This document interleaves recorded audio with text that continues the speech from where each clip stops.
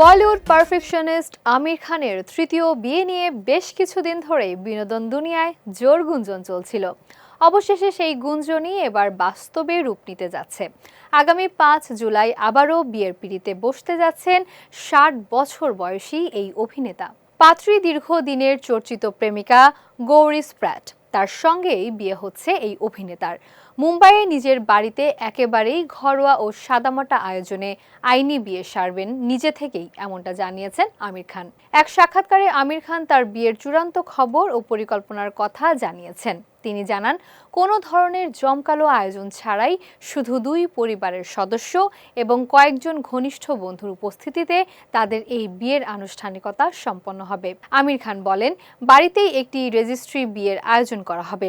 আমরা দুজনের কেউই খুব একটা বড় আয়োজন চাচ্ছি না, তাই সাদামাটাভাবেই জীবনের নতুন অধ্যায় শুরু করার সিদ্ধান্ত নিয়েছি।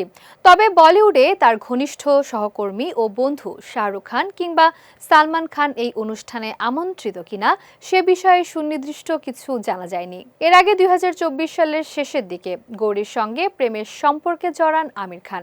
এরপর নিজের 60তম জন্মদিনে প্রেমিকা গৌরী স্প্র্যাটের সঙ্গে সবাইকে আনুষ্ঠানিকভাবে পরিচয় করিয়ে দেন তিনি। ব্যক্তিগত জীবনে এর আগে রীনা দত্ত এবং কিরণ রায়ের সঙ্গে আমির খানের বিবাহ বিচ্ছেদ হয়।